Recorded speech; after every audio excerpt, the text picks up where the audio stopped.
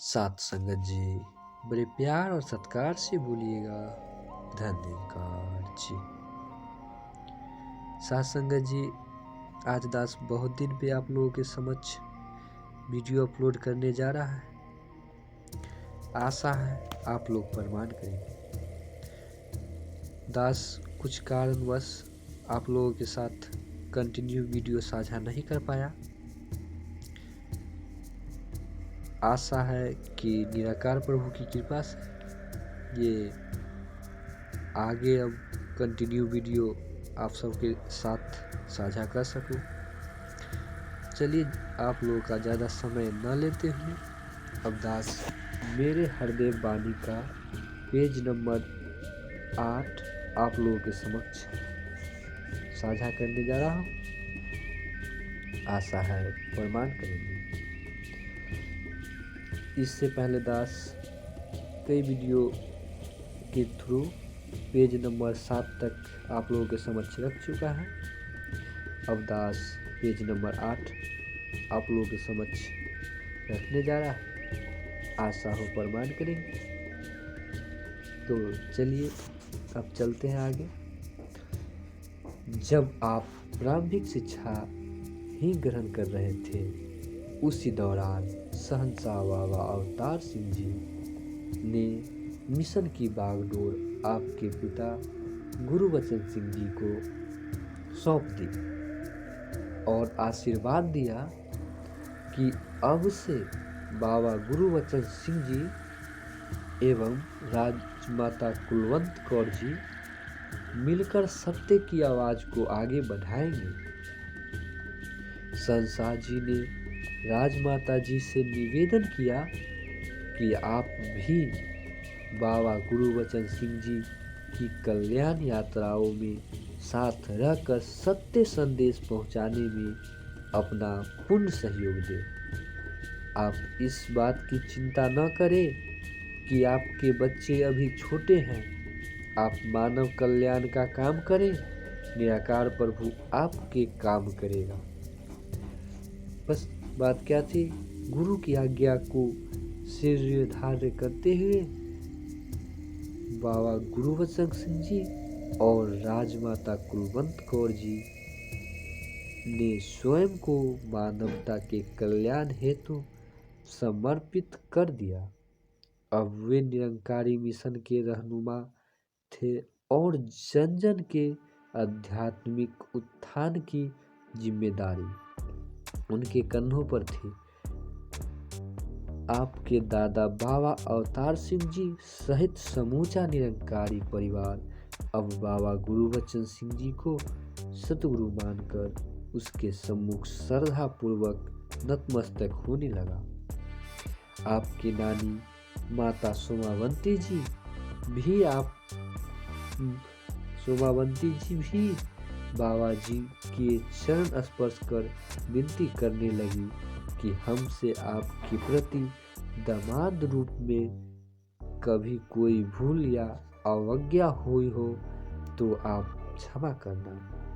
अब से वह अपनी बेटी को भी सतगुरु की पत्नी के कारण गुरु माता के रूप में ही देखने लगी। आप सब भाई बहनों के मन में यह बात बचपन से ही बस चुकी थी कि अब माता पिता के रिश्ते से पहले सतगुरु व गुरु सिख का रिश्ता होता है, जो हर रिश्तों से बड़ा होता है। शहंशाह जी के आशीर्वाद से निरंकारी राजमाता जी बाबा गुरुबचन सिंह जी के साथ कदम से कदम मिलाकर मिशन के प्रचार प्रसार के कार्यों में अपना पूरा सहयोग देने लगी। अपनी नानी माता सोमावंती जी भी कुछ अन्य सेवादारों को साथ लेकर आप भाई बहनों की देखभाल करने लगी। एक बार 4 माह की लंबी कल्याण यात्रा पर जाने से पहले राजमाता जी के मन में विचार आया कि अब हम इतने लंबे समय तक बच्चों से दूर रहेंगे। तब बाबा गुरुबचन सिंह जी ने उनके मन की बात को भांपकर तुरंत कहा, अब ये सिर्फ 5 बच्चे ही आपका परिवार नहीं, सारी संगत ही आपका परिवार है। आपकी बहन निरंजना जी के अनुसार, यद्यपि अनेक अवसरों पर हम भाई बहन माता पिता से दूर रहे, किंतु बाबा जी और राजमाता जी का जितना भी कीमती समय हमें मिलता वह हमारे लिए बहुत अनमोल और लाभदायक होता। सन 1963 ईस्वी से सन 1969 तक लगभग 6 वर्ष का समय आपके लिए जहां घर से दूर रहकर पटियाला में शिक्षा प्राप्त करने का रहा, वहीं यह समय सांसारिक जीवन की ठोस सच्चाइयों से परिचित होने का भी रहा। दिनांक 11 फरवरी 1963 को भोला जी का दाखिला यदविंद्रा पब्लिक स्कूल पाटियाला पंजाब में करवाया गया। स्कूल के रजिस्टर में आपका नाम हरदेव सिंह सेठ दर्ज होने के कारण आपके सहपाठी व अध्यापक गण आपको सेठ जी कहकर पुकारते। उन दिनों हरदेव जी स्कूल के हॉस्टल मोहिंद्रा हाउस में रहा करते। हॉस्टल में रहने वाले कर्मचारियों या सहपाठी आपका व्यवहार सभी के प्रति प्रेम व करुणा से भरा था। यदि कोई विद्यार्थी हॉस्टल में बीमार पड़ जाता है तो आप उसकी देखभाल में जुट जाते। आवश्यकता पड़ने पर किसी को अपने वस्त्र भी पहनने दे देते, लेकिन आप हर जरूरतमंद की मदद हमेशा खामोश रहकर कुछ इस तरह करते कि कहीं उसके आत्मसम्मान को ठेस न पहुंचे।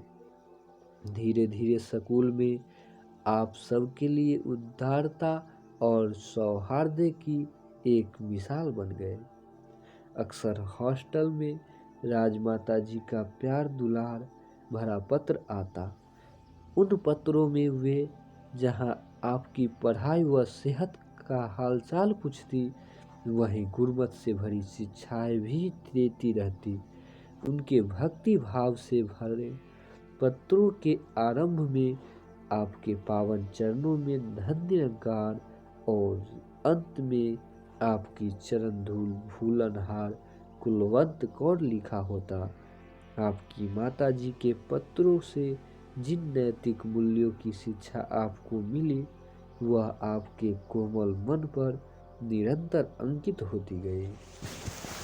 एक बार एक अध्यापक आपके हॉस्टल के कमरे में आए तो आपने स्वभाववश उनके चरण स्पर्श किए, उन्हें सम्मानपूर्वक ऊपर बिठाया और स्वयं नीचे जमीन पर बैठ गए।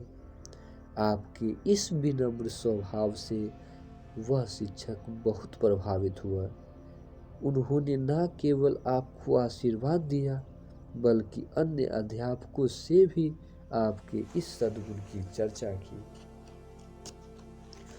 हरदेव जी को अपनी खुशी से ज्यादा औरों की खुशी का ध्यान रहता था। स्कूल के एक मित्र के अनुसार, जब मैं स्कूल में नया नया आया तो एक शाम सभी विद्यार्थी खेलने के लिए ग्राउंड में चले गए।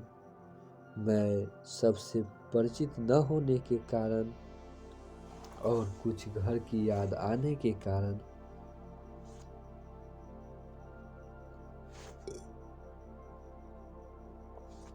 खेलने नहीं गया और उदास होकर बरामदे में ही बैठा रहा। हालांकि सेठ जी को खेलने का बहुत शौक था, लेकिन वे मुझे अकेला देखकर मेरे पास ही आकर बैठ गए और खेलने नहीं गए ताकि मैं अकेलापन महसूस न करूं। मैं उनके इस व्यवहार से बहुत प्रभावित हुआ। उन्होंने हमेशा दूसरों के मन की बात को समझा और उनका साथ दिया, कभी भी अपनी इच्छाओं को आगे नहीं रखा। बहुमुखी प्रतिभा के धनी हरदेव जी में जहाँ किशोरावस्था में ही उनके दिव्य गुण मुखरित होने लगे, वहीं कुछ नवीन रुचियाँ भी उजागर होने लगी। क्रिकेट, हॉकी, फुटबॉल और वॉलीबॉल आदि खेल आपको विशेष रूप से पसंद थे। हार और जीत की भावना से ऊपर उठकर खेलने वाले सच्चे खिलाड़ी के गुण किशोर हरदेव में स्पष्ट रूप से दिखाई देते थे। विद्यालय में आपने शिक्षा के साथ साथ खेल कूद से जुड़ी अन्य गतिविधियों जैसे घुड़सवारी, तैराकी, फोटोग्राफी आदि में भी निपुणता हासिल की। यही आपके जीवन में पर्वतारोहण की एक नई रुचि भी उत्पन्न हुई, जो आगे चलकर बिना रुके, बिना थके प्रत्येक कार्य को साहसपूर्ण ढंग से करने में सहायक बनी। विज्ञान एवं तकनीक के प्रति भी आपकी गहरी रुचि थी। आपकी सूक्ष्म दृष्टि क्षण भर में नए आविष्कारों की गहराइयां तक जाती। आपकी इस विशेष क्षमता का अद्भुत रूप आगे चलकर उस समय देखने को मिला जब आपने दिव्य संग्रहालय, जॉर्नी डिवाइन और एक तत्व के फव्वारे फाउंडेशन ऑफ वननेस का निर्माण करवाया। पाटियाला में शिक्षा के दौरान आपके गुरुमत के सांचे में ढले हुए महान संत अमर सिंह जी के संदिग्ध में रहने का मौका मिला। उनके मर्यादित व अनुशासित जीवन का आपके बाल मन पर गहरा प्रभाव पड़ा। आप सत्संग के लिए हर शुक्रवार शाम को स्कूल के हॉस्टल से स्थानीय सत्संग भवन आ जाते और सोमवार प्रातः वापस चले जाते।